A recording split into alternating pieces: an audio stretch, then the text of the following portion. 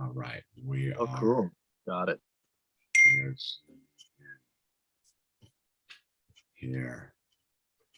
And of course the delayed. So I just got to turn off the thing, and this will all be in the front of it, unfortunately. There we go. Whoa, this is the Illusion reporting from somewhere on Spaceship Earth. I have a special guest today. I have Dr. Hanovnikian here to talk about the sauce, mandates, solutions, positivity, and just to have a conversation in these trying times. So, Doctor, I'd like you to introduce yourself and give your qualifications and anything that you're promoting or that you'd like people to know right off the bat about what you're up to. Okay, aho, thank you for having me on your show here, Hamish. It's an honor to be here. My name is Dr. Joseph Hanovnikian. I'm a medical doctor. I was trained at LA County, USC, over here in LA, kind of where I'm based. And I've my medical school where I studied was at the University of Illinois, Chicago, and finished my training in 2017. And since then, I've been practicing in internal medicine, and I've been seeing patients throughout the greater LA area. I've been doing house calls. I've been working urgent care, and now I've currently developed my own practice where I am taking care of people, patients, primarily adults. I'm also taking care of some children. And I use integrative medicine. So integrative medicine means integrating the allopathic model, that I was trained in, and integrating that with holistic modalities. Primarily, what I use and what resonates most with me in my path as a physician, as a healer, is the Ayurvedic modality, where I take a look at the elements, elemental balance in people's bodies, and I look at air, earth, water, ether, fire in people's bodies, and that correspond to their dosha. Some people may have heard of the term dosha, which is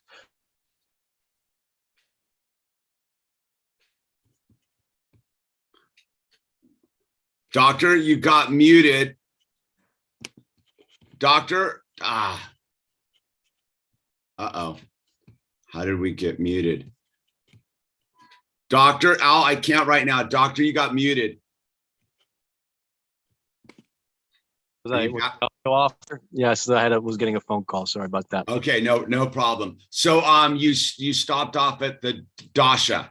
The doshas, yeah. So the doshas, we take a look at the balance, and we take a look at their mental health, emotional health, spiritual health, physical health, and wherever they're at, and we try to guide that back into balance to where their home base, what we call prakriti, is at, where their birthright balance, and that tends to take care of a lot of things on the surface. People will come with a rash here and there, rather than looking at the rash for what it is and taking a biopsy of that and taking the microscope to it and trying to understand, okay, there's some white blood cells here, there's some things going on with the pathology there. We look at the person as a whole and say, what is this rash a reflection of, in that person's life? And I just found that to be the way I gravitate to take care of people in my inner circle and my family.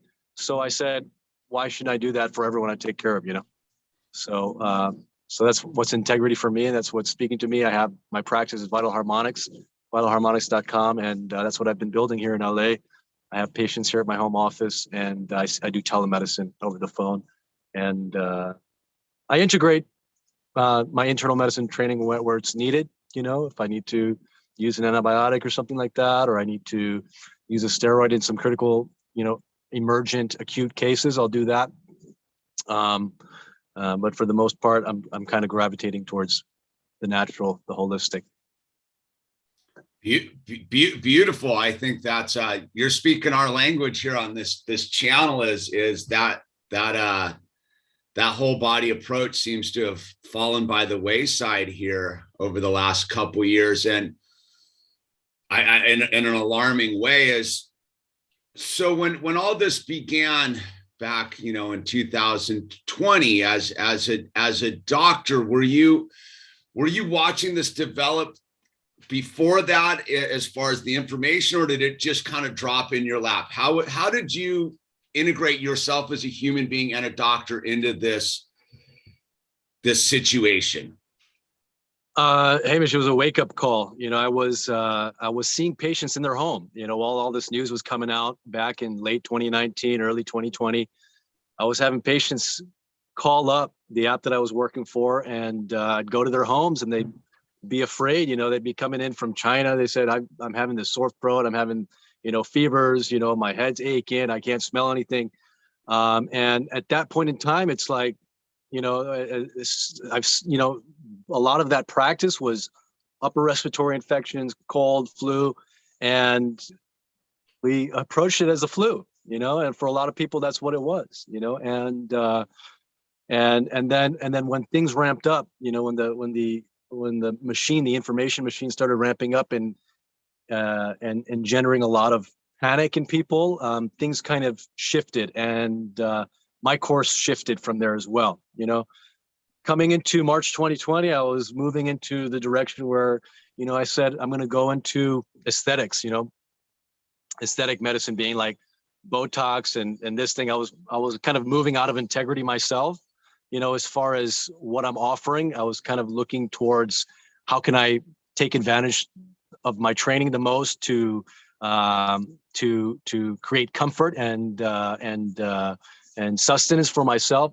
And then this whole process, I said, there's something really off right now going on. I need to be 100% in integrity with my values and with my and with what I believe is right, and complete course correction. So for that, I'm very grateful, and for what this whole pandemic, whatever you want to call it, has afforded. And with that being said, I kind of saw what was coming, and I said, hey, I gotta bounce out of this model ASAP, because it's diverging more and more away from my integrity. I have to take care of what I believe is true, my spirit, my soul, and my just what I know is right. So that's kind of what happened at that juncture, when everything was going on in March 2020.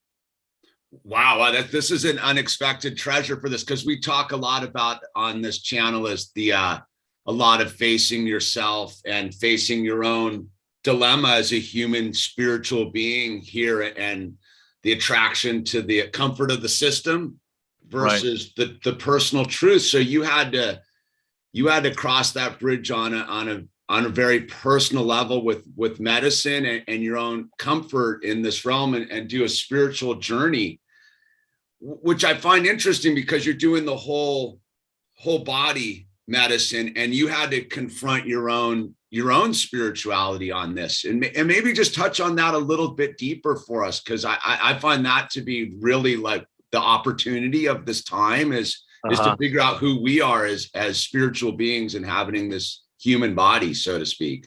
Yeah, it was a slap in the face. When I saw a lot of my colleagues that I went to medical school, they'd be calling me up. What's going on? What do we do? Kind of even, people that you expect to have a hold on things, like doctors, physicians, everyone's coming to me saying like, oh, thank you for your work. In March 2020, the whole heroism of the doctor was really being touted and stuff like that. And I was conversing a lot, with colleagues that I went to medical school with. We have a still pretty tight knit group that will kind of exchange some messages on a group chat and stuff like that. And they're saying, what do we do? What's going on? They come to me for advice. I said, listen, listen, we're at a place right now that we need to emanate as much as we can from a place of service. So that was the trigger. It's like I in my practice, even leading up to 2020, right? In the morning time, I like to put my head down to the ground. I say, how can I serve? And it just overwhelmingly became clear at that point in time that service was not going to be doing mini liposuction. That service was not going to be kicking the can down the road and giving flu shots or touting this whole narrative, okay, that if you have any sense of intuition and any sense of, at least in my belief, any sense of anchoring in this reality and in nature, you know that there's something really awry that's going on with the narrative right there. So so my point of service was education, was bringing in this new paradigm of how I feel like people can benefit the most from being taken care of, and also connecting the medicine that we use to take care of people to the earth, so that connection with the earth can be fostered and be taken care of, because what's going to heal us, you know, is coming from the earth. And when we connect to the earth in the sense that it's taking care of us, when we connect with that medicine, we automatically say, oh, you know, we need the earth. We need it to sustain it. We need it to make us feel better. So we got to go back and make sure that that medicine is going to be there tomorrow. So so that's basically kind of that whole thing of how I'm coming at things right now.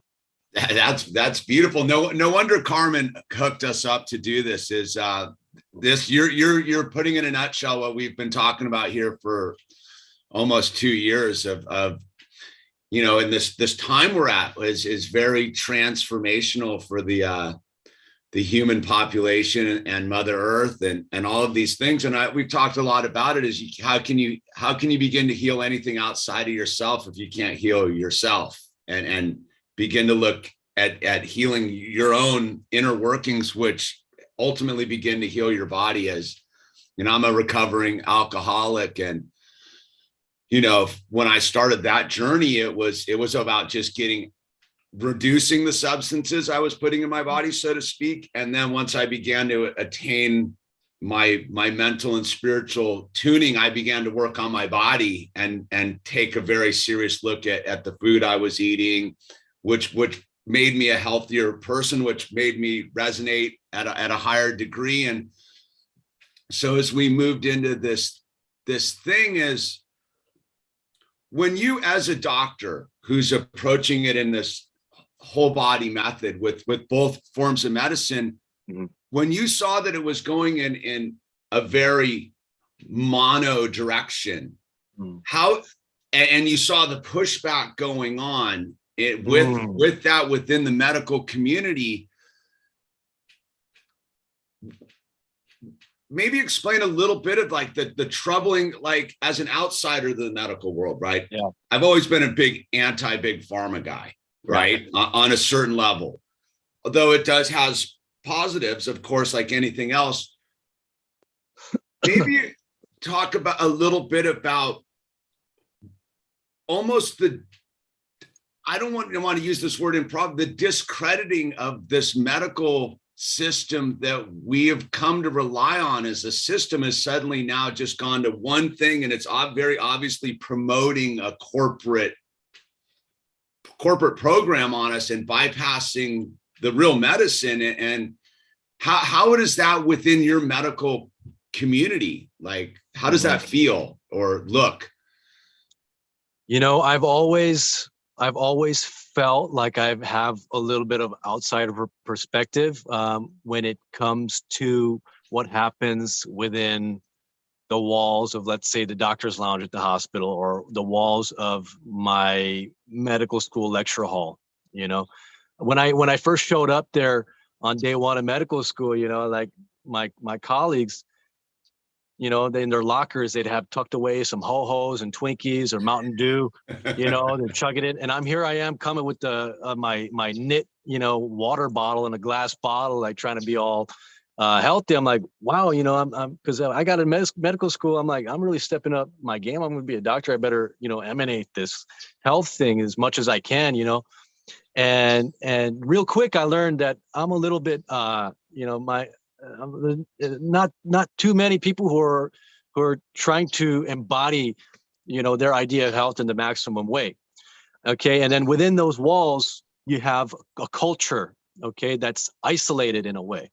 So whatever's bounced off those walls is going to amplify, and further isolate itself and separate ideologically from what might be the rational, or what might be the sound way of looking at things, for example. So So just how the walls of that medical school lecture hall, you know, and people kind of little off kilter when it came to their understanding of health. And of course, just being there and being myself, just I planted a seed in a lot of my colleagues to like start taking care of themselves a little bit better, you know, and instead of, you know, running off fumes and coffee to get through exams and stuff like that, you know, sustaining themselves a little bit with better nutrition and, you know, taking care of the fundamental tissues in their body so they could perform well, you know. But when it comes to things that are passed around in that box of the doctor's lounge and what people are talking to, you know, there's, in order to be respected in a certain way, or in order to be taken, you know, seriously in some kind of ways, or there's a culture like a.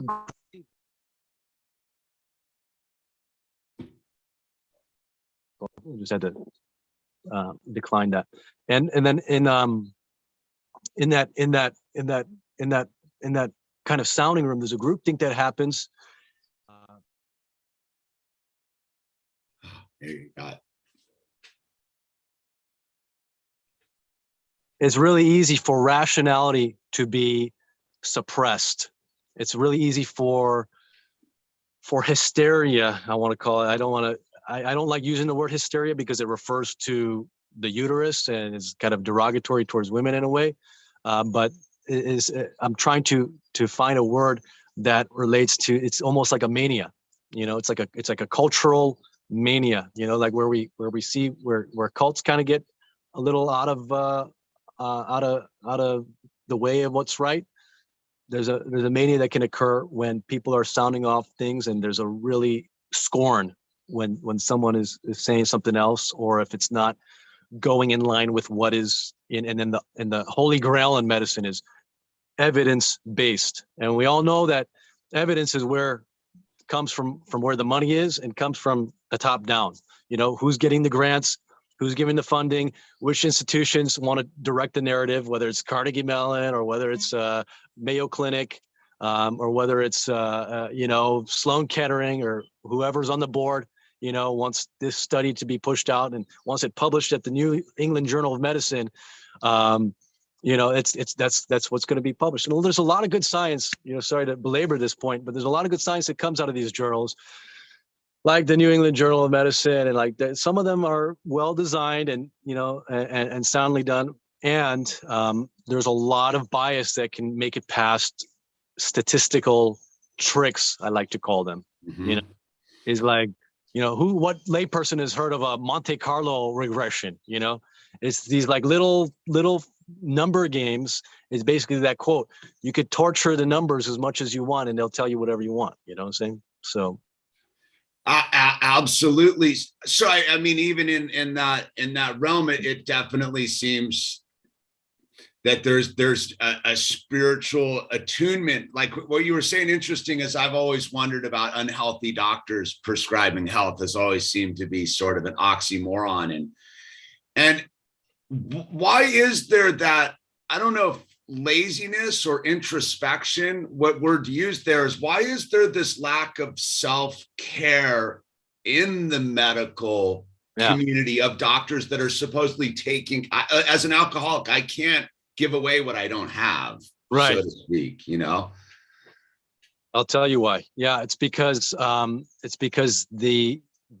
it's something called cognitive dissonance in a way. It's something called self-neglect.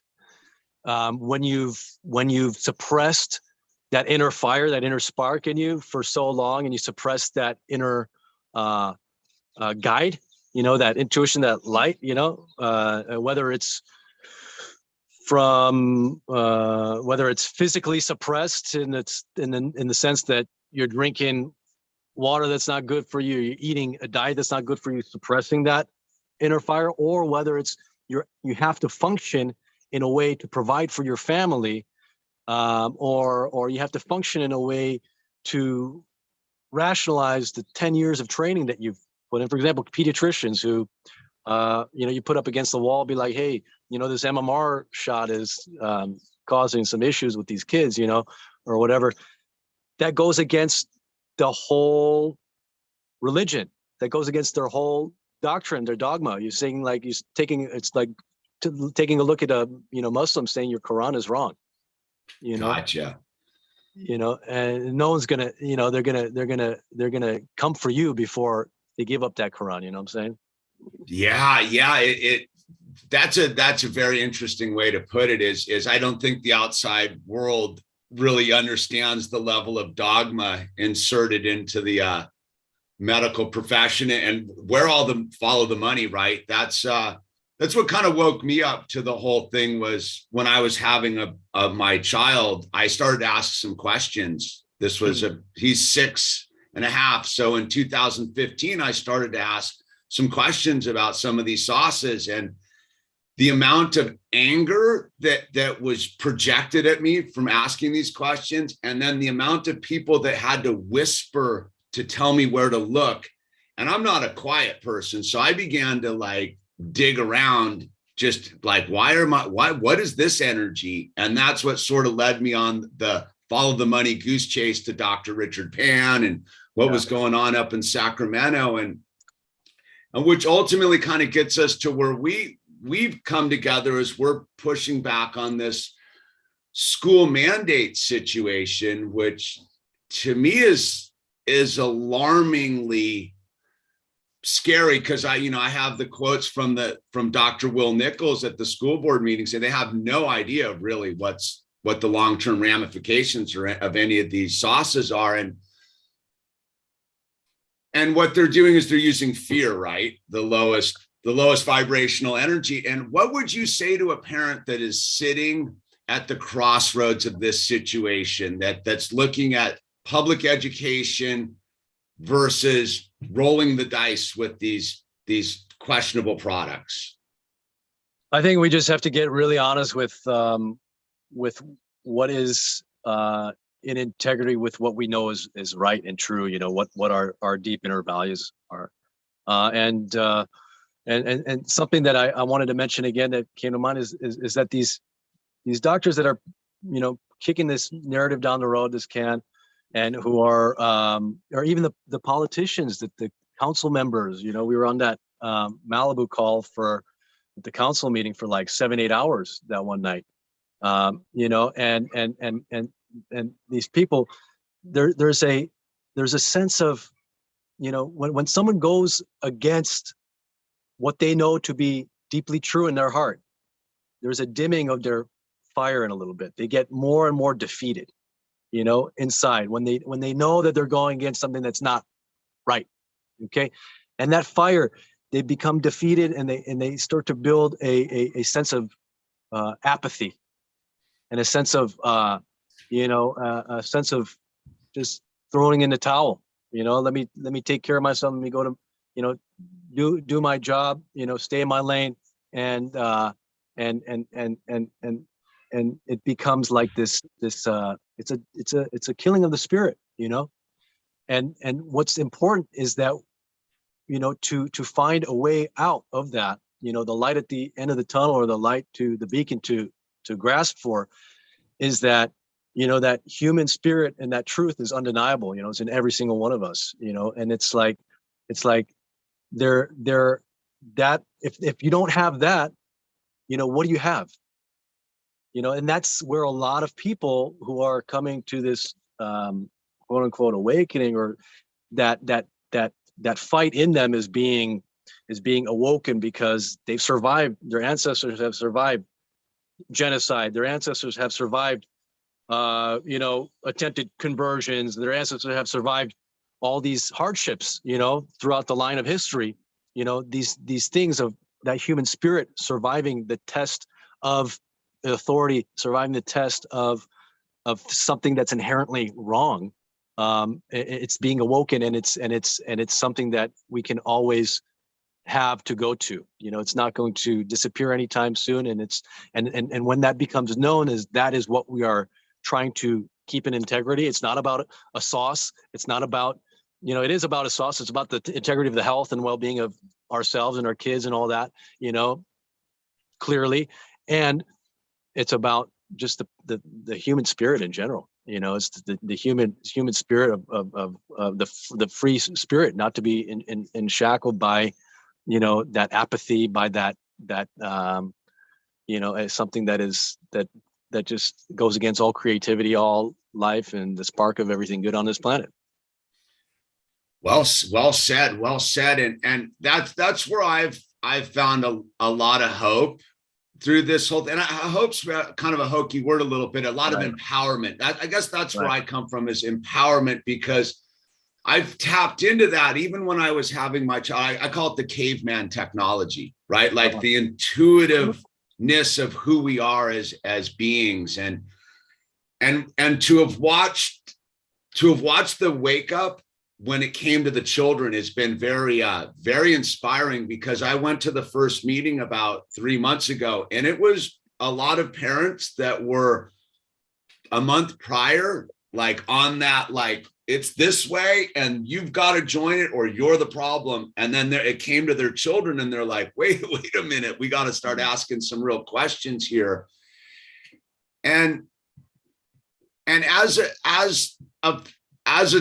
doctor and as a man, as a human being, when you cross that personal bridge with yourself, what has been the world you inhabit now as an outlier, so to speak? Is there pushback? Are you getting any sort of like attack? Of how is it for you in that realm of it? Because it's very bold to stand in truth right now.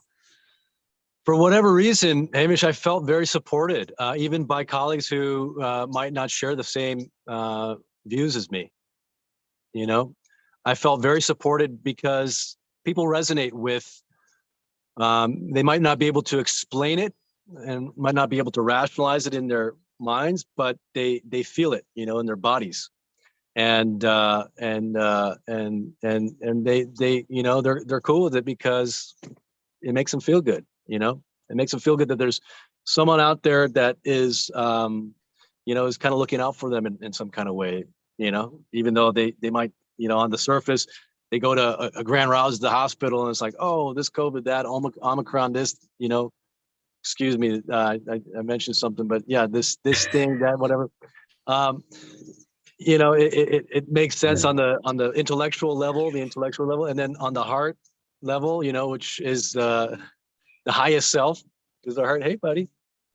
And then the heart is the highest self, is you know, that when that awakens something there, they're like, all right, man, I support you, what you're doing, and you know, this sounds pretty cool. I see where you're going with it, and it's like there's not a lot of friction, I guess you could say. So I've been grateful for that. And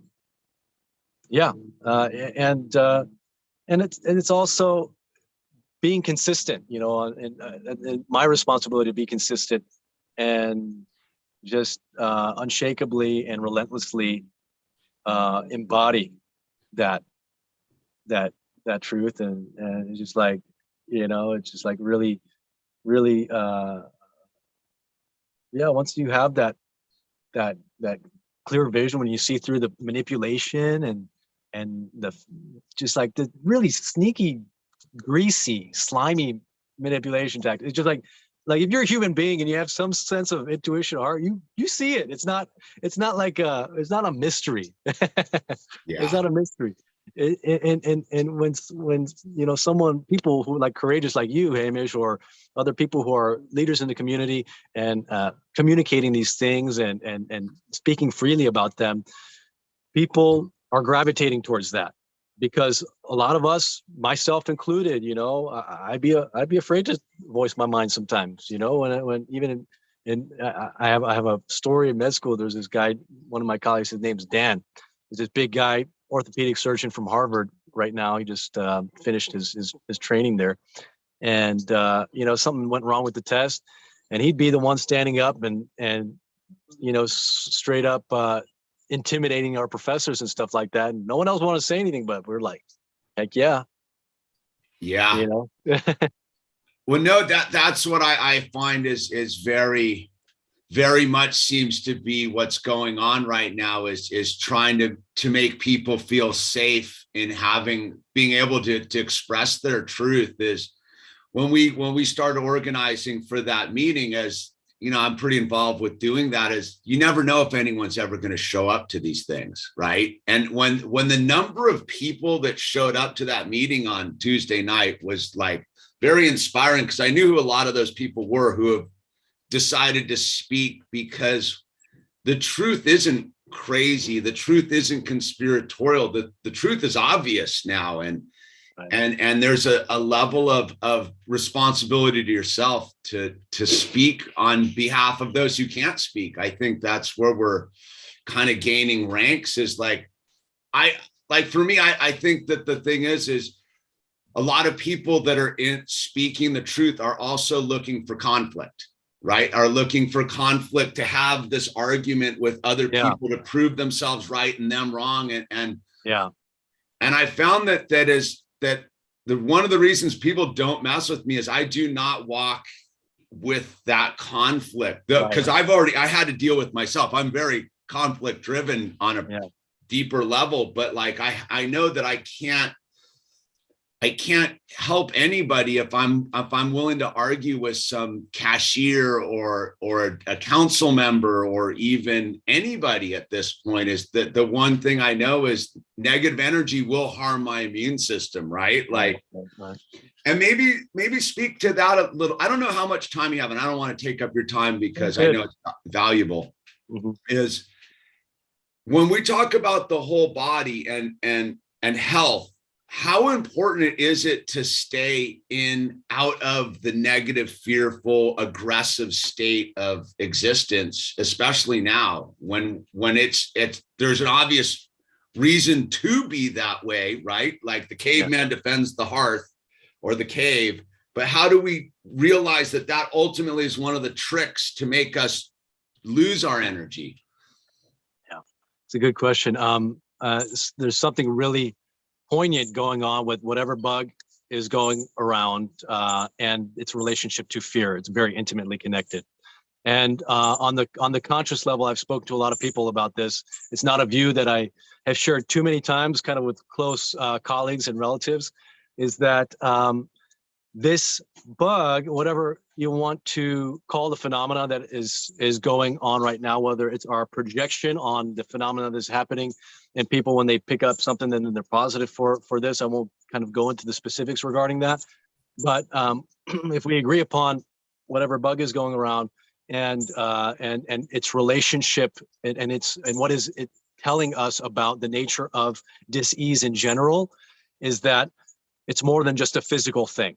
Okay, there's a mental, spiritual, psychological layer to dis-ease, and this bug, or whatever meme in our collective consciousness that this bug represents, is clarifying, awakening, elucidating the concept that the body reacts to what is beyond just a physical bug. It responds to fear, it responds to panic, it responds to and our well-being thereafter is a complete output from the input of that initial emotion.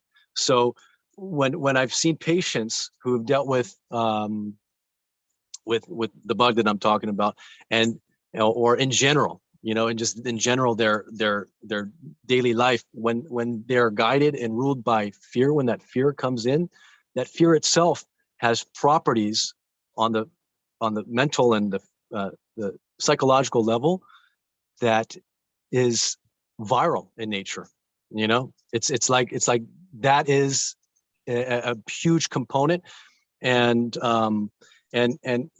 it opens a doorway, to our consciousness to project whatever that fear is, in the physical.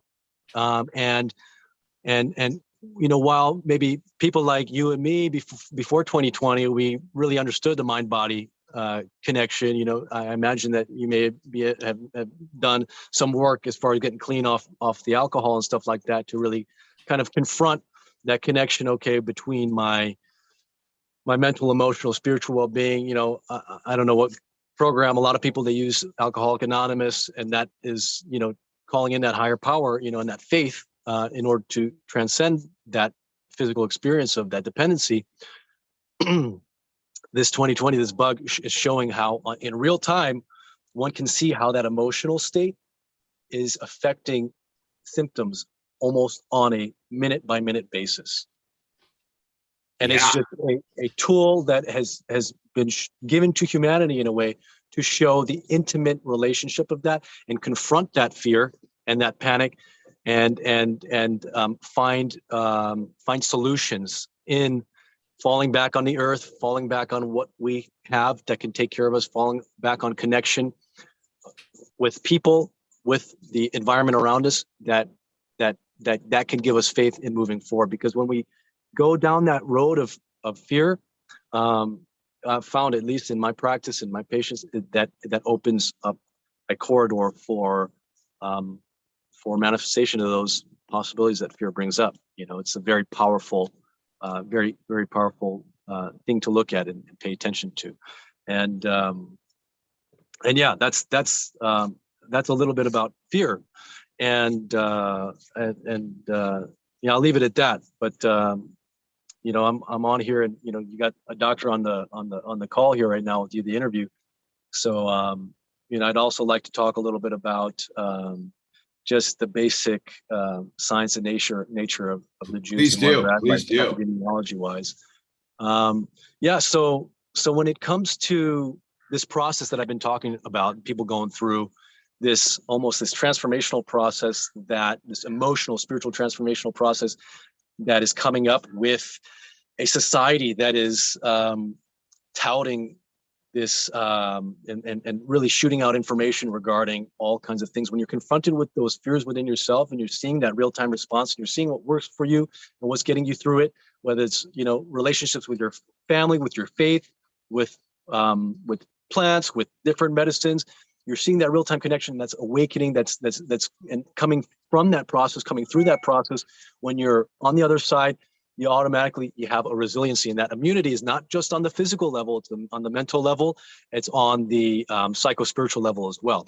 So we're seeing the layers of quote unquote disease. We're seeing all those elements just completely splayed out for us and clear for us. That's part of this awakening process from the way I see it. And that's, something that I wanted to share. So once people get past that, majority of the population has gone through that process. We're 2 years into whatever bug has been going on through this pandemic period, we could say, okay? 2 years into it, at least 60 to 70 to more percent of people have encountered the wild type bug, period. For herd immunity to occur in any given population, anywhere from 50 to 70% of people would have to have encountered that bug. We're already past that. Okay. So the fact that juice is being pushed, whether it's liquid gold or whether it's the worst thing on earth, it doesn't matter. At this point in time, it is obsolete. Okay. At this point in time, it's obsolete, and that just raises a ton of red flags for anyone who is tapped into epidemiology, who's tapped into immunology, who should be in my profession. But the thing is, that mania that has kind of snowballed with the juice and with what people are seeing with breakthrough infection, okay, is that we're seeing energy at work. Energy is a concept that refers to the immune system becoming numb to a pathogen, okay? When you put an mRNA script into someone's body, which is the majority of what people are getting juiced up with nowadays or sauced up with nowadays, and that is producing a protein in the body, okay? That is creating that protein, that spike protein, right? When it is present in the body for a significant period of time, let's say this is how it's supposed to be working, right? Okay. that's supposed to trigger an immune response in the host cell, right? In the host organism, the human being who's getting the juice. There's something called energy that goes on, okay, and that energy is a numbing out to whatever protein that is. Okay, so when it encounters that protein in the environment, the wild type, it does not really functional. The immune system is not as functional to it, unfortunately. Okay, so in some time windows it might be, in other time windows it might not be. But I don't share that too often, and I'm very cautious with sharing that information because it's potent, and it's something that I've been careful up to now as far as sharing that. And I just want to say that it's something to look at. Okay, it's something to look at. I'm going to say that it's a functional theory and framework on the backbone and foundation of general immunology and general and general mRNA biology. Okay, but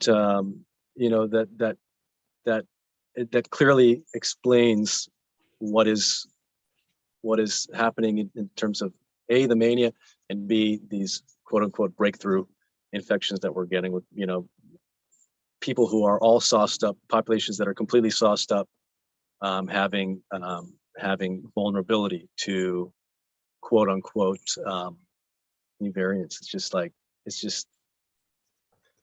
that concept of energy. That's what I the way I see it, and which just throws the whole thing off the rails.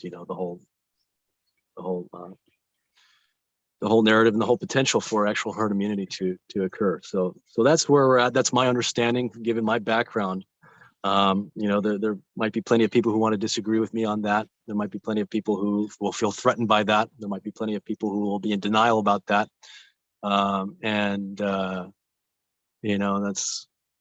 That's I'm gonna leave it in a neutral way. That is a theory. Okay, that is my unbiased approach. Do whatever is good for you. Okay. Yeah. Do whatever is good for you. Do whatever is good for you. I will say that Lancet and a couple other journals, Nature magazine itself came out with studies. Okay, studies showing a factor, an order of magnitude better protection from having encountered the bug in the environment, wild type, okay, which I refer to as wild type, whatever's floating around, having encountered that gives people antibodies towards other proteins, besides that S protein, the spike protein, gives protection against capsid, moieties, and different elements on that bug. And that's out in the open. Okay, that's Nature. That's in other journals, and everything that I learned in medical school and immunology supports that. Okay, and just the notion that people are pushing something contrary to that, just it dumbfounds me. I mean, it really boggles me. It really boggles me. It's odd. I mean, it's like it should boggle anyone, but Hamish, that being said, before I get carried away here, is that that's they say, people who've had wild type, they're good for reasonable time period. People who've had the flu or whatever, I tend to recommend against immunization, right? Because they've had the flu. Why get an intervention where you had even more comprehensive immunity? The best immunizations are attenuated virus, right? Attenuated virus is the best immunization. We don't use it that much because it could cause a little bit worse infection to some people who are immunocompromised, right? But attenuated virus is a virus that's essentially beaten up, with some kind of, either like weakened with alcohol or whatever it is. So it's just slightly there just to give a little immune response. Slightly there to give a little immune response, but is going to give the most robust immune response about all immunizations. So if someone has actually encountered a process where they're sneezing and they're coughing, they've had a fever, they've had all these things, that's the most robust immune response, right? So trying to discount that is blasphemous to nature. It's blasphemous to humanity. It's blasphemous in every respect. Okay, and any scientist, any immunologist, any scientist, any immunologist, any Sanjay Gupta on CNN, or any professor who has any kind of merit will back that and will be behind that, period. So that's undeniable. That's what I stand behind. And the juice with pumping out the same protein, after a while, if like, let's say a good way to get past an allergy is you sniff that pollen over and over, day by day, right? Yeah. And then after a while, your body gets used to it, right? So I don't know, with that same way of thinking, I'm just begging the question a little bit. I'm not saying anything, okay? I'm not saying anything extreme here, okay? I'm just pointing whatever people have done, whatever people have elucidated in the past through these articles and just general medical immunological knowledge. And go ahead, consult your doctor, for any other further information. This is not medical advice. Go ahead, consult your doctor, go to your doctor's office, do what's best for you, what you feel like is in your heart. Listen to your heart, listen to your intuition, and listen to all your resources and do the best that you can to fact check me and do the best that you can to act according to your best and highest knowledge. That's all I'm going to say. I practice my internal medicine, my holistic medicine. If you want me to take care of you, I'll come and give you a piece of my mind right here. But I'm not telling you anything to do with you and your family. You do whatever is best for you. Okay. You do you. Let me ask you this. So a lot of people, and I could speak for myself on this, is now for many of us, we've bumped into an infrastructure that seems somewhat hostile to this, what you're talking about. What would be a question that anyone, because I'm not skilled in the nomenclature of this dialogue, right? What would be a question that someone could ask a practitioner that would allow them to know that they're in a safe place to continue the conversation versus like, I need to get out of this office and go find another office to go talk to someone? What would be a simple question? Yeah, it's like I've been a simple question in regards to the topic at hand. Well, if like, let's say I was feeling off and I wanted to go in and I'm like, I need to go in. And there's kind of, it's the one way is going to go to this very draconian healthcare, and the other way is going to come in and heal me as a being. What would be like one question I could ask a professional that would go, okay, this is where the road splits for me? Let me think about that for a second. A good question to ask a practitioner, health practitioner, like a physician, when you go in their office. Let's see. I mean, to get a good grasp on, I mean, every doctor gets in the game, at least most of them, because they want to help people, right? Most people want to have the best interest in their patients in mind. But something that can weed the grain from the chaff here would be really just kind of determine whether or not they're reading off a script in a way, or if they're really concerned about how you're feeling. And one way, like for example, in the context of this, would be like, hey, are you? I've gone through this process, I've gone through, like, let's say you've encountered a wild type bug and you had an infection. I've gone through this process. What do you think I'm best served, at this point in time, and if they start reading off that script, that they're kind of out of touch, Yeah. But, yeah. No, I got what you're saying. You, like, for us who are in this kind of camp, we do have the energetic ability to sort of weed through it. So I do get what you're saying, because I've noticed, like, so we had a pediatrician we had used, who will remain nameless, who was very much aware of all this when we went and talked to him a number of years back and regarding interfacing with the school. He was super speaking your language. And then when this all happened, he's become, I read the emails, they're very unhinged, and none of them addresses, like, sort of baseline, like, principles of, like, one thing you can do is begin to change your diet and do this. It's very much like, wrap your child in cloth, keep them separated from people. And I'm like, what happened to this guy? Like, he was super on the program, and it's sort of amazing to watch. Let me do it this way. As in your position, where do you see this going? Do we have a great awakening and discover a new integrated health consciousness in our society? Where's the projection do you think we're going out of this? I've got a good quote that I just wrote up today that kind of encompasses kind of what we're trying to get to, is that red flag, that rubric, that one question that you can ask, Hamish, that you speaking about that kind of awoken some things in my mind and allowed me to reflect a little bit, is that question is, this medicine, whatever this person's offering, is it bringing me in closer connection with the earth or more in separation from it? Period.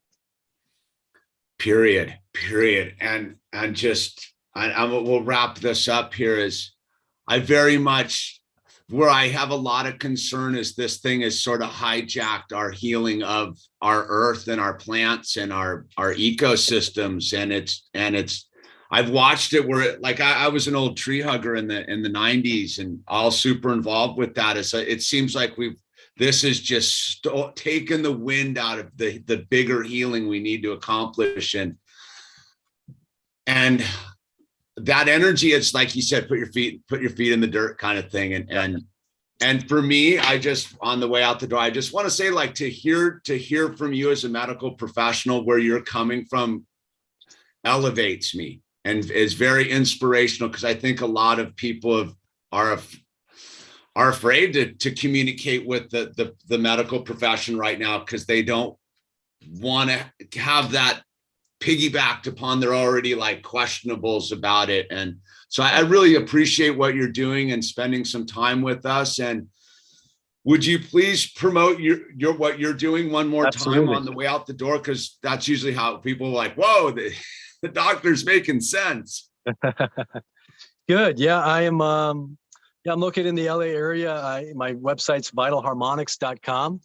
Okay. And through that, I'm happy to take, a 20-minute call with anyone who's got more questions about what it is I do, how I can help people out, what services I provide.